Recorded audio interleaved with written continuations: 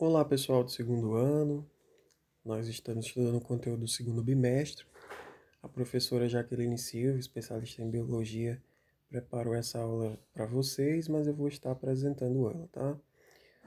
Então, nós estamos estudando a embriologia humana, que vai da concepção até o parto. Então, em relação à visão geral do desenvolvimento embrionário humano, nós sabemos que a partir de uma célula ovo, que é resultado, da união do espermatozoide com o óvulo, nós temos várias divisões celulares, originando várias células iguais, e essas células iguais elas vão se diferenciar inicialmente nos tecidos, por exemplo, o tecido epitelial, o tecido conjuntivo, o tecido muscular. Esses tecidos eles vão dar origem aos órgãos, como por exemplo o esôfago, o estômago e os intestinos, e o conjunto de órgãos eles vão interagir, exercendo certas funções e vão constituir os sistemas, como por exemplo o sistema digestório, que é um conjunto de órgãos. Tudo isso, todos os sistemas, eles tiveram origem nessa célula ovo, que vai se dividir em várias células iguais e que posteriormente vai se diferenciar progressivamente. Isso é muito importante que vocês saibam, que vocês percebam. Então, vamos estudar as fases de desenvolvimento embrionário. Tá? Nós vamos estudar basicamente 3 fases, dando ênfase para as 2 primeiras. A primeira fase é a clivagem ou segmentação, que nada mais é do que a rápida multiplicação celular sem crescimento, dando origem a uma massa de células que a gente chama de mórula, inicialmente. E as células que formam a mórula, elas são células tronco totipotentes. Elas podem dar origem a qualquer tipo de célula do organismo. E posteriormente nós temos a formação da blástula, que nós vamos estudar em detalhes, tá? O próximo processo, a próxima fase do desenvolvimento embrionário é a gastrulação, que nada mais é do que o processo de formação de uma estrutura que a gente chama de gástrula. Veja como os nomes são parecidos, né? Gastrulação é o processo de formação da gástrula. Simples demais. Então, a gastrulação é o aumento do tamanho de embrião, formação do intestino primitivo, que a gente chama de arquêntero, e diferenciação dos folhetos germinativos ou folhetos embrionários.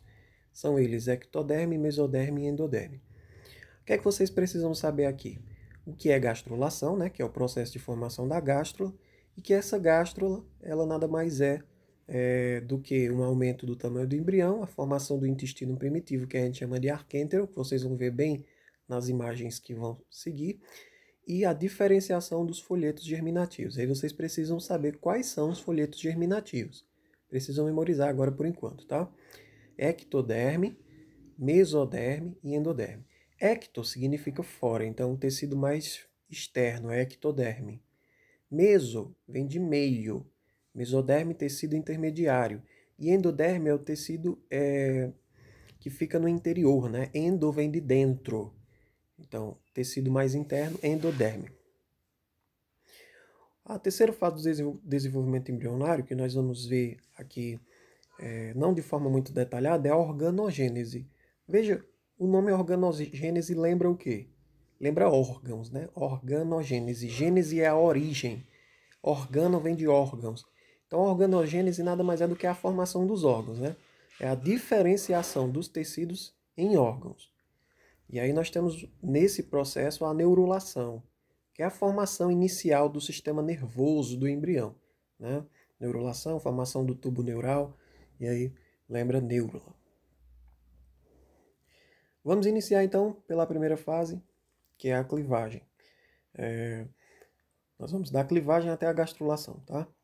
Então a clivagem ela tem início, a clivagem ela é nada mais do que o processo de divisão daquela célula ovo em várias células, em uma massa de células, né? A clivagem, são essas divisões, elas têm início 30 horas após a fecundação, mais ou menos. A clivagem tem início aproximadamente 30 horas após a fecundação. E aí você vai ter a formação de uma massa de células que a gente chama de mórula, que eu falei para vocês, né?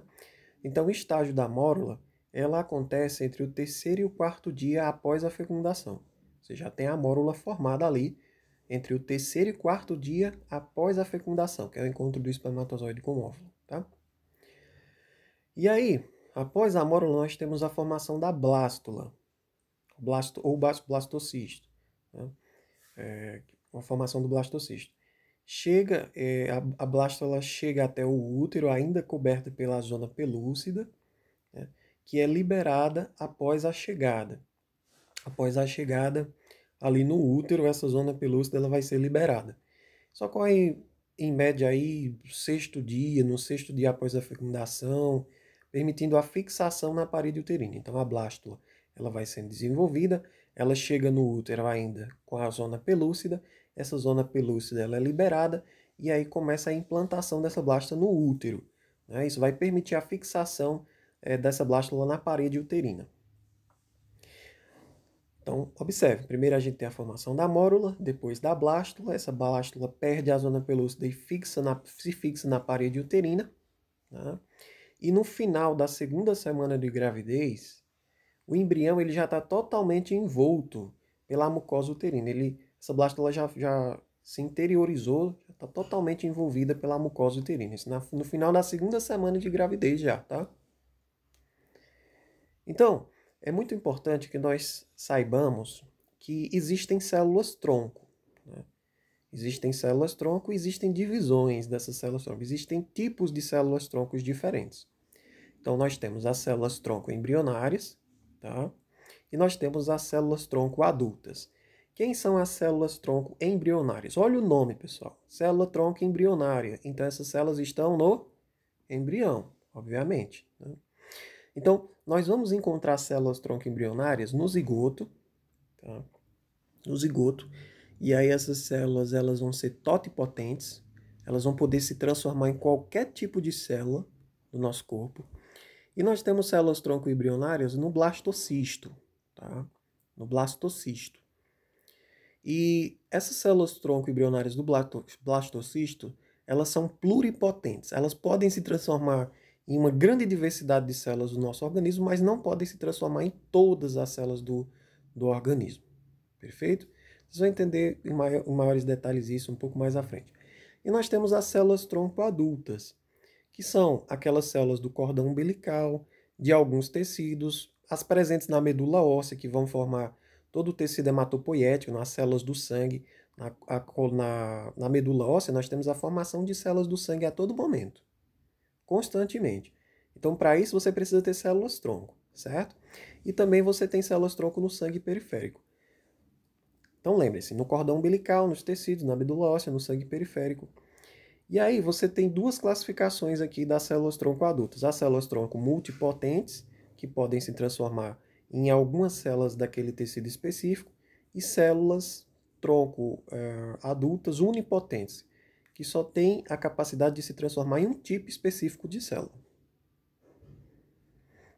Aqui nós temos a definição bem clara, tá?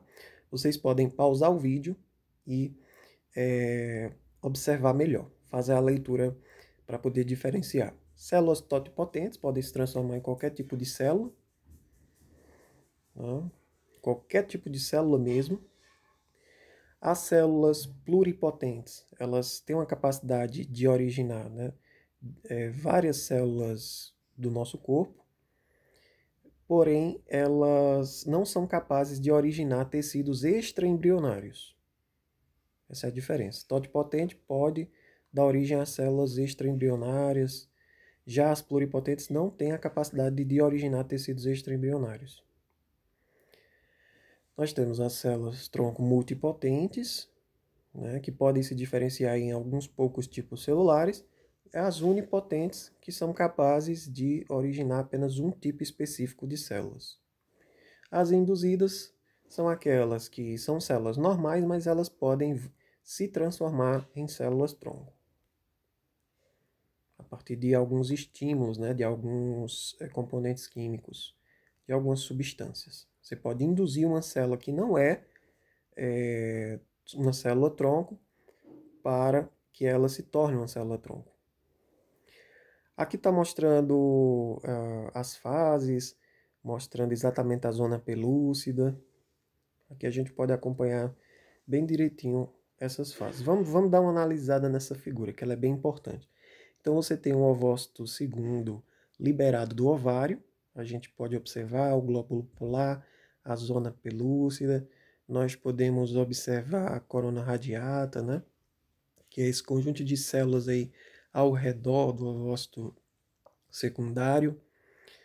E aí você tem o processo da fecundação acontecendo aqui, certo? Formação do segundo glóbulo polar, perfeito? Aqui você tem a união, o encontro dos núcleos, né, do núcleo do espermatozoide encontrando e se fundindo ao núcleo do ovócito secundário, já óvulo. Aqui você tem já o processo inicial da clivagem, a formação de dois blastômeros, processo de formação da mórula, que é aquela massa de células, né, totipotentes. Veja que a mórula ela já está aí na tuba uterina, né, se encaminhando para se fixar no útero. E aqui você já tem a formação da blástula. E essa blástula ela vai chegar ao útero, né, e vai se implantar no útero. Ela chega ainda com uma pequena porção da zona pelúcida, e aí ela vai perder essa zona pelúcida e vai se fixar aí no endométrio, né? Vai se fixar no útero. Aqui a gente pode observar muito bem o endométrio, que é essa parte mais vermelha, que é justamente o tecido que durante a menstruação ele descama, né? Digamos assim, ele é destruído. E aí você tem vários vasos sanguíneos, então você vai ter a saída de tecido endometrial junto com sangue, que a gente chama de menstruação. Aqui a gente pode observar bem o colo do útero, que a gente observa bem o colo do útero e a vagina. Então, todo o processo ele está sendo mostrado aí. A ovulação ocorrendo aqui nos ovários inicialmente, né, no início do processo. Enfim, bem interessante mesmo essa imagem para que a gente possa entender como ocorre esse processo. Sim, aqui também na blástula, a gente pode ver o botão embrionário, né? Que é uma região que vai formar o embrião. Perfeito, aqui a gente pode ver imagens ao microscópio, para que a gente possa ter uma visão mais real. Às vezes a gente vê só desenhos e fica com aquela curiosidade. Então na letra A aqui você tem um óvulo. Deixa eu voltar aqui. Botar a caneta para vocês observarem melhor. Aqui você tem um óvulo. Aqui, deixa eu ver se eu pego melhor. Se eu pego melhor aqui para vocês. Na letra B você tem, após a fecundação, né, a membrana vitelina separa da membrana plasmática. E aí você pode ir acompanhando todo o processo. Deixa eu ver se a gente consegue. Aqui na letra D vocês começam a observar o início da formação da mórula, que é um processo de clivagem, que a gente chama, né? Que na clivagem nada mais é do que o processo de divisão dessas células. E o estado da blástula, vocês têm aí na letra I. Da mesma forma, na imagem de baixo, na letra A, vocês têm o ovo fertilizado, o estágio de 4 células, a blástula jovem, né? E a blástula tardia. Pessoal, eu vou encerrar essa aula aqui, tá? Para que nós possamos continuar na próxima aula. Espero que vocês tenham aproveitado bastante até aqui. Estudem, né? Revisem o máximo possível e até a próxima aula.